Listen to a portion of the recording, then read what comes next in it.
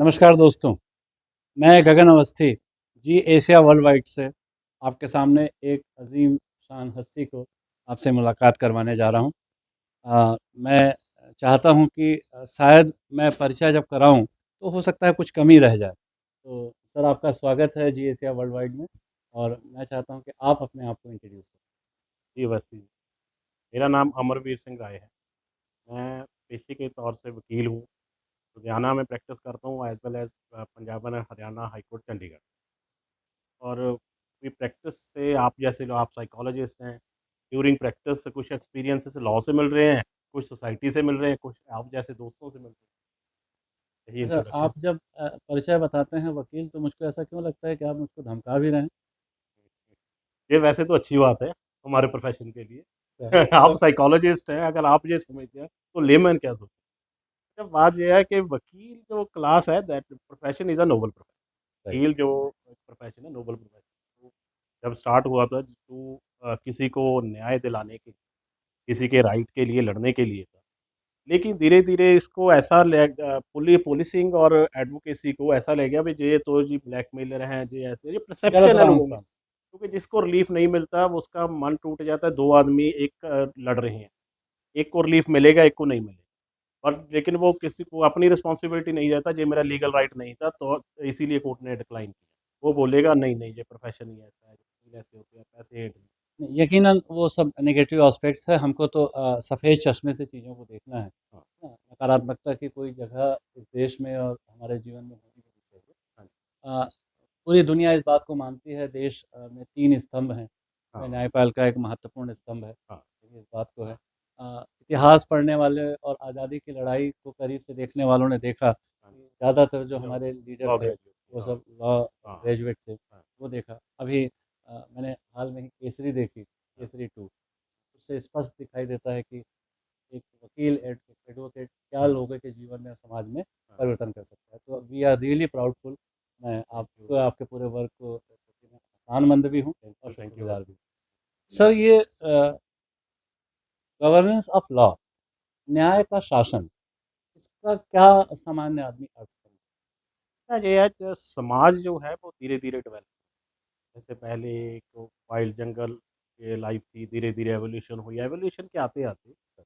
जब सोसाइटी बनी, समाज बना, समाज में कोई सेट ऑफ रूल्स चाहिए।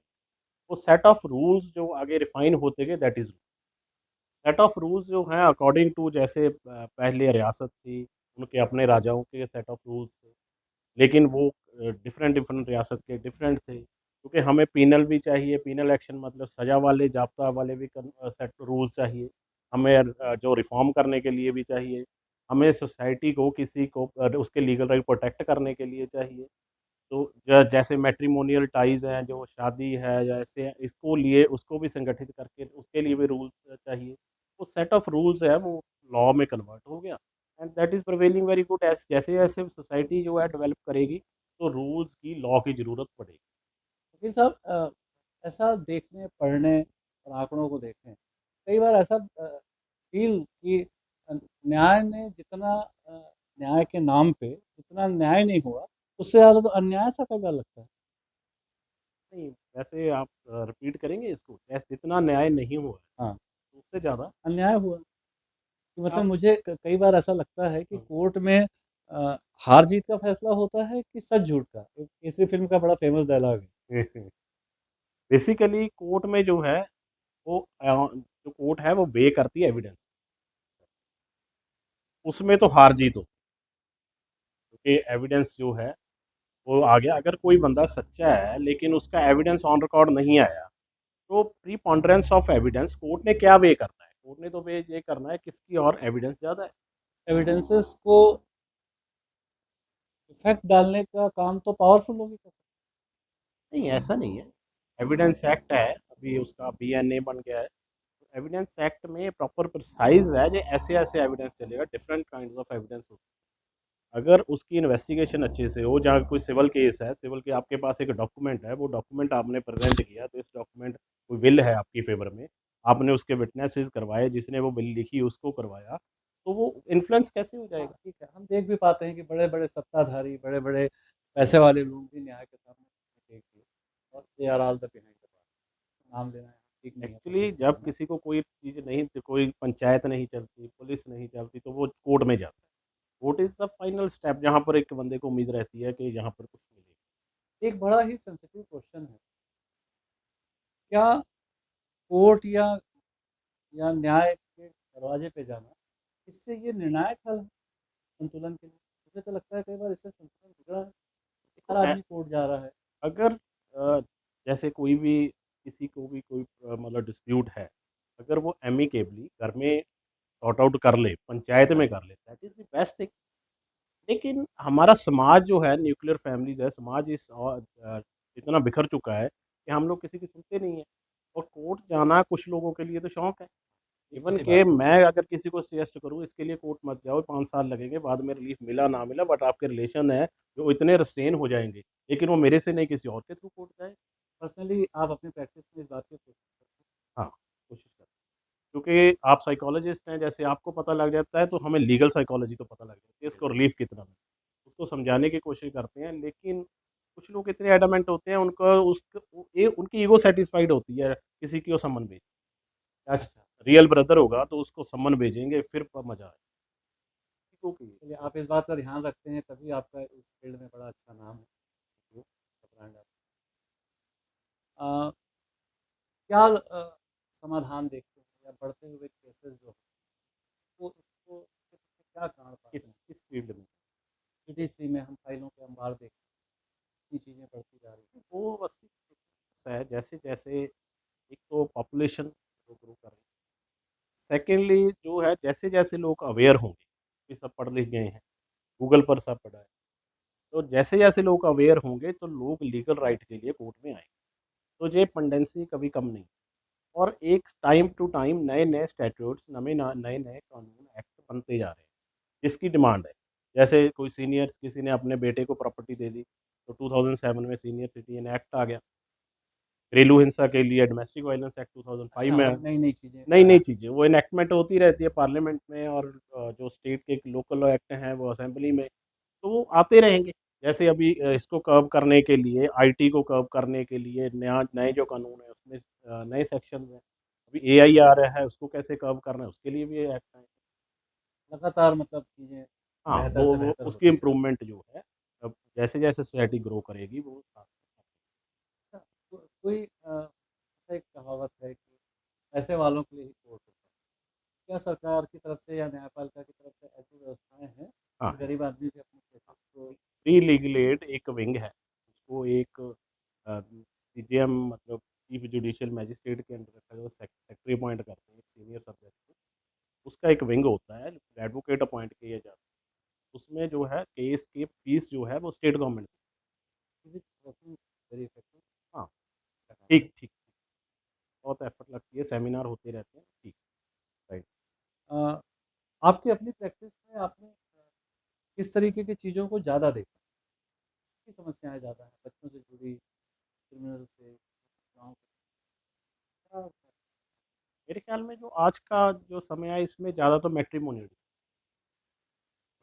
डिस्प्यूट जो है, जो हमारे घर में पता नहीं क्यों ये भी हमारे समाज का हो गया, या क्या टेम्परामेंट डिफरेंसेस हो गए कि हस्बैंड वाइफ के जो डिस्प्यूट है वो ज़्यादा फैमिली कोर्ट्स पर। क्या आप के तौर पे क्या वैसे तो ये जो है हम जो देखते हैं, हम तो एक बुक पर आधारित हैं जो लॉ बन गया जो मेरे, लेकिन आप बेटर बता सकते हो, आपको क्या लगा?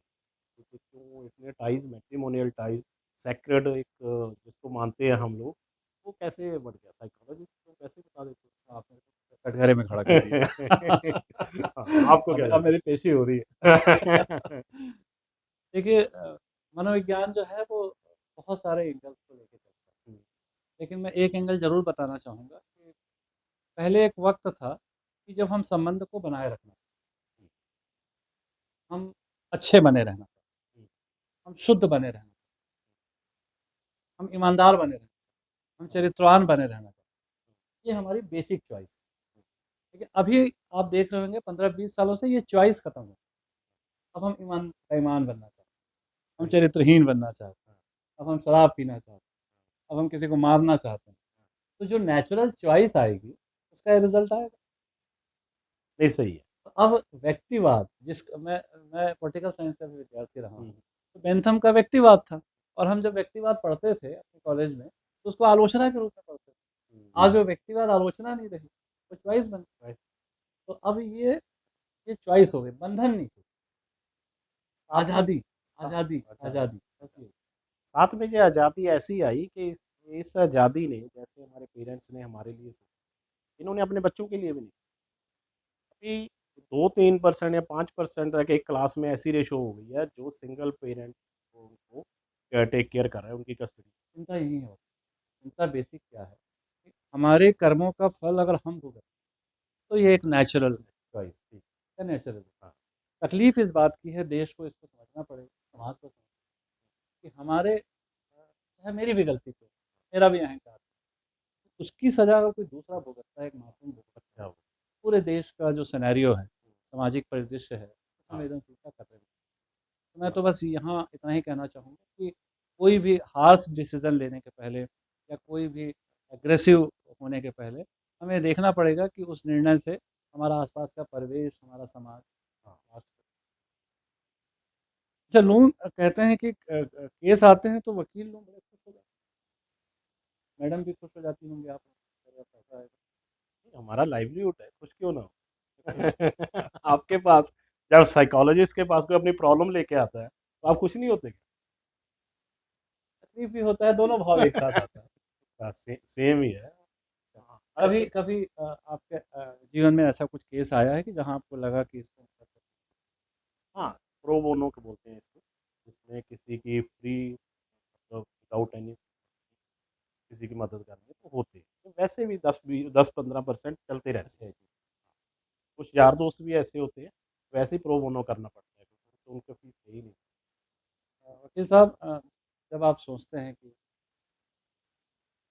आप आप एक देखो कोर्ट में हाँ, व्हाट अगर यू तो फील? रिस्पॉन्सिबिलिटी से इस कोर्ट को देखा जाए, तो ये तो बहुत प्राउड की किसी को जस्टिस दिलाना, किसी को उसका लीगल राइट नहीं मिल रहा, कोई नाजायज़ पुलिस ने इम्प्लांट कर उसको बाहर निकालना, उसको बाइज़्ज़त बरी करवाना, ये तो बहुत नोबल कॉज़ है। इसके लिए काम करना, ये बहुत प्राउड फ़ील होता है कि इस कोर्ट की वैल्यू जो है, वो शब्दों में नहीं।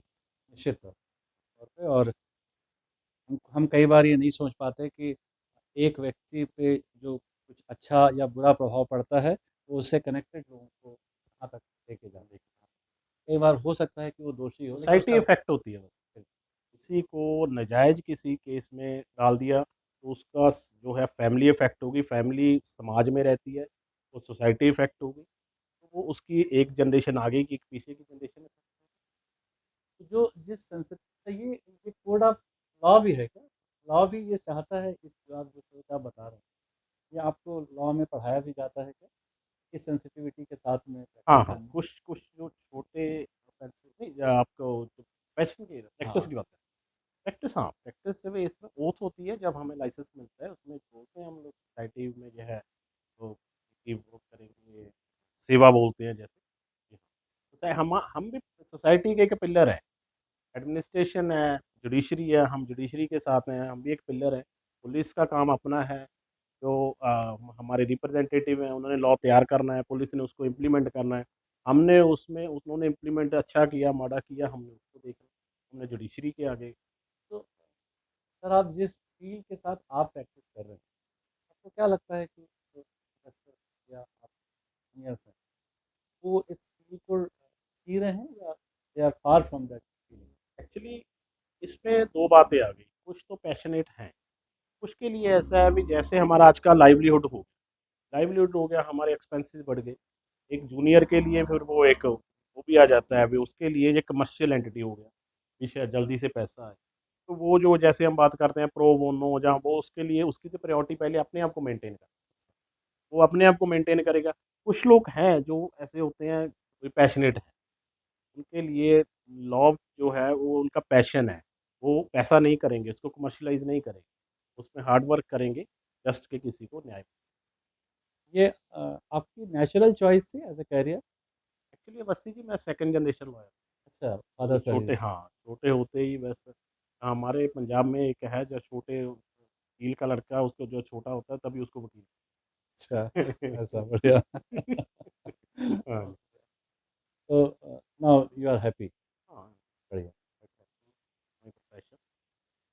ऐसे तो आपको कभी ज़रूरत ना ही पड़े, आपका चेहरा देख के लगता है कि आपको कभी ज़रूरत नहीं वेरी नाइस। पड़े। अच्छा ये बताइए, मैंने सुना है फीस आपकी बड़ी है, क्या फीस लेते हैं? फीस के ऊपर तो नो कमेंट्स है, आपसे तो नहीं लेंगे, आपको कोई ज़रूरत ही नहीं थैंक यू सो पड़ेगी। Much, thank you so much. चलिए बहुत बढ़िया। और दर्शकों को बताऊं कि बहुत ही खूबसूरत तरीके से न्यायपालिका जिस मूल भावनाओं की उम्मीद करती है, जिस बेसिक संवेदना के आधार पे न्यायपालिका की स्थापना हुई है, अमरवीर साहब उसके एक बहुत खूबसूरत प्रतीक हैं। और दर्शकों के माध्यम से आप तक हम पहुँचेंगे भी। आपको किसी प्रकार की भी लीगल कोई ज़रूरत हो, कोई आवश्यकता हो, भगवान ना करे, तो आप जी वर्ल्ड वाइड के माध्यम से हमारे तक पहुँचे। और मैं आपसे एक तरफ़ा कमिटमेंट लेना चाहता हूँ कि हमारे दर्शकों के लिए हम चाहते हैं कि आपकी सेवाएँ उन तक पहुँचें। कोई थैंक भी यू सो मच। ज़रूरतमंद हो। Thank you so thank you, much thank आपके यू। समय